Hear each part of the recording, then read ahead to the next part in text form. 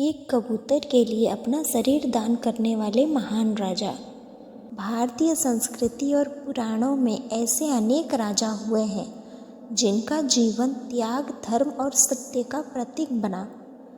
उन्हीं महान राजाओं में से एक थे राजा शिवी। उनकी न्यायप्रियता, दया और वचन पालन की ख्याति तीनों लोकों में फैली हुई थी। कहा जाता है कि उनके दरबार से कोई भी याचक खाली हाथ नहीं लौटता था और जो भी उनकी शरण में आता उनकी रक्षा करना वे अपना परम धर्म मानते थे। उनकी इसी ख्याति को परखने के लिए एक दिन देवताओं ने उनकी परीक्षा लेने की ठानी। एक दिन राजा शिवी अपने दरबार में प्रजा की समस्याएं सुन रहे थे। तभी अचानक एक डरा सहमा सा कबूतर कांपता हुआ उड़ता आया, सीधे राजा की गोद में गिर पड़ा। वह भय से थर-थर कांप रहा था। राजा ने उसे सहलाते हुए पूछा, हे पक्षी, तुम इतना भयभीत क्यों हो? इतने में आकाश से एक विशाल बाज उतरकर दरबार में आ धमका। उसकी आंखों में भूख की ज्वाला थी।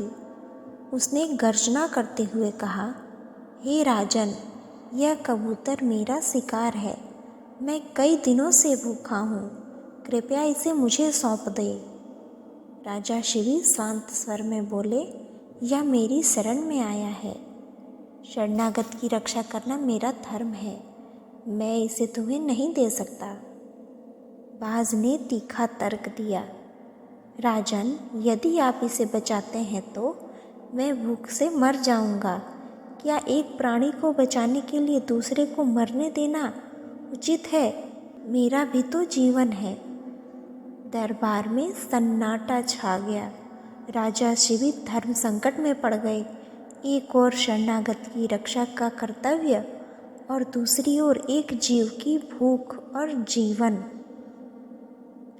कुछ क्षण विचार करने के बाद राजा शिवी बोले, हे बाज, मैं तुम्हें इस कबूतर के बराबर अपने शरीर का मांस दे देता हूँ। इससे तुम्हारी भूख भी मिट जाएगी और यह कबूतर भी जीवित रहेगा।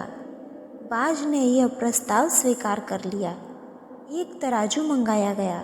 एक पलड़े में कबूतर को बैठाया गया और दूसरे पलड़े में राजा अपनी जांघ से मांस काटकर रखने लगे।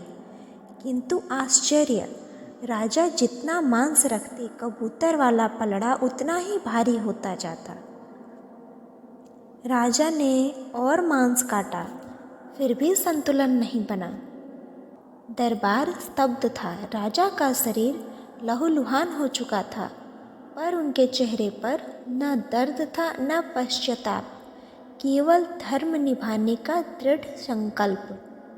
अंत में जब शरीर का अधिकांश भाग कट चुका तो राजा शिवी स्वयं तराजू के पलड़े पर जा बैठे और बोले, यदि एक पक्षी के प्राण बचाने के लिए मेरा संपूर्ण शरीर भी देना पड़े तो मैं तैयार हूँ। जैसे ही वे पलड़े पर बैठे, तराजू संतुलित हो गया। तभी अचानक दरबार प्रकाश से भर गया। बाज और कबूतर अपने असली स्वरूप में प्रकट हुए। वे और कोई नहीं बल्कि इंद्रदेव और अग्निदेव थे। देवराज इंद्र ने कहा, राजन, हम आपकी परीक्षा लेने आए थे। आपने सिद्ध कर दिया कि सच्चा धर्म क्या होता है। अग्निदेव ने राजा के घाव को स्पर्श किया और उनका शरीर तुरंत पूर्ण स्वस्थ हो गया। इंद्रदेव बोले, जब तक यह सृष्टि रहेगी, आपका नाम त्याग और धर्म के शिखर पर अमर रहेगा।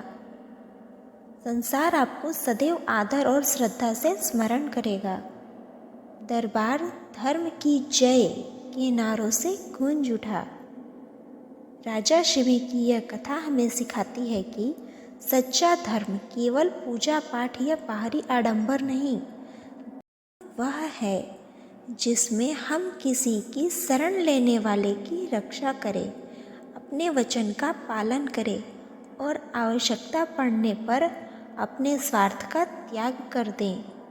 आज के समय में भी यदि हम अपने जीवन में थोड़ी सी दया, न्याय और त्याग की भावना ला सके तो समाज अधिक सुंदर और संतुलित बन सकता है।